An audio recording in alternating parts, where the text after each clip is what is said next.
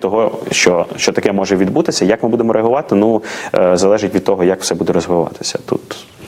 Якщо вимоги не будуть виконані, згортатимуться наметове містечка, і що робитимуть, наприклад, громадські організації? Я думаю, що далі якщо вимоги не будуть виконані, ми просто будемо переходити в якийсь більш тривалий процес протестний. І, ну, я не берусь зараз прогнозувати це, ми будемо всі разом. Просто я член оргкомітету, у нас біля 2 десятків середовищ.